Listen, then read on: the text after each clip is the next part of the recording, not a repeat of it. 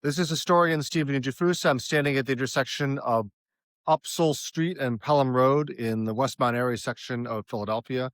And behind me is a twin house that has the address of 580 Pelham Road and 330 Upsall Street. And this house was built in 1894 as part of the Wendell and Smith Pelham development. And this was a neighborhood that was built in accordance with the principles of the arts and crafts movement of John Ruskin. It was a reaction against the rapid industrialization and urbanization of the city of Philadelphia, and also against mass production. And this whole area was developed from the estate of a gentleman named Carpenter.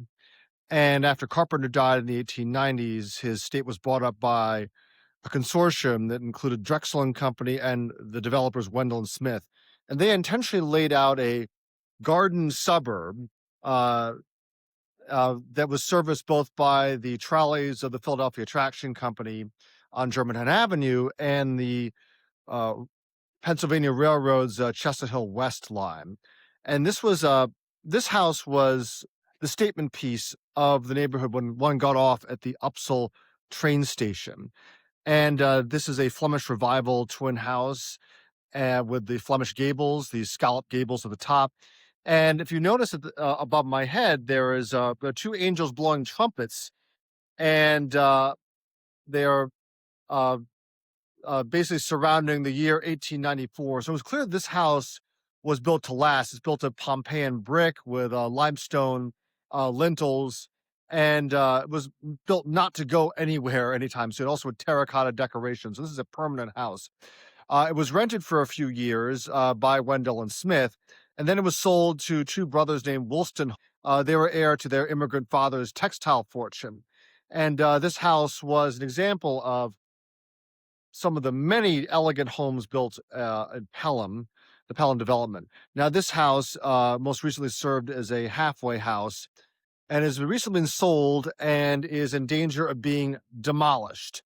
An emergency nomination has been put forth by the Keeping Society of Philadelphia and the Preservation Alliance for Greater Philadelphia. And this house is slated to be replaced by uh, apartments, basically cookie cutter apartments. And there's right now discussion in the Pelham neighborhood about whether or not the entire area should be designated historic to prevent uh, demolitions like this in the future. And I think that if this house goes, then that'll be a signal that more houses will come down. And I think that these houses are irreplaceable. This whole neighborhood is probably the most intact arts and crafts development in the United States, definitely in Philadelphia. It's from a very certain sort of aesthetic that has remained very attractive and is very hard to replicate, if not impossible to replicate in today's climate.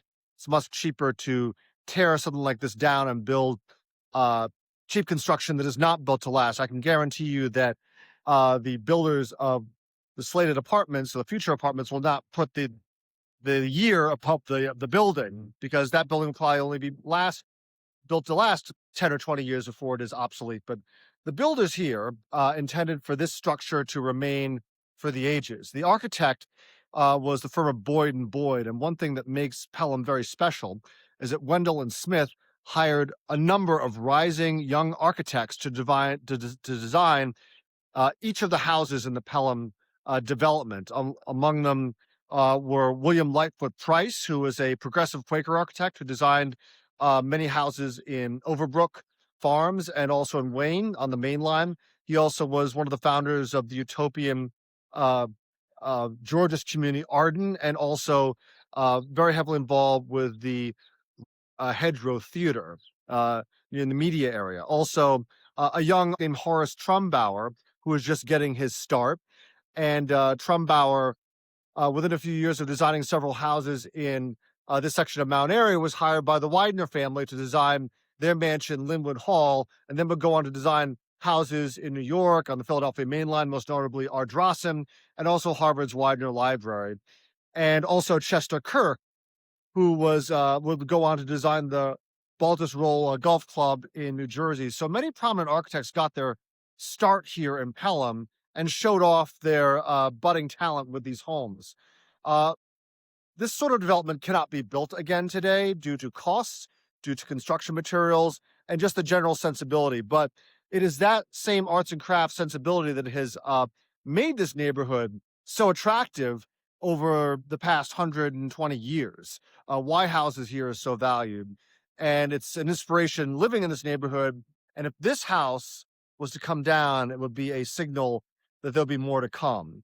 And yes, it is not in the best of shape. It has endured a lot of neglect over the years, but hopefully something could be done to save it. And people in the neighborhood recognize that once this goes, that would be a bad sign, a sign of things to come. And thankfully, this property is been nominated for to be designated for by the Historic Commission. And there's going to be a meeting on June 20th at 1515 Arch Street uh, to voice your concerns about preserving this property. Email the Historic Commission at preservation@phila.gov. This is historian Steve Nujifusa. Thank you so much for listening.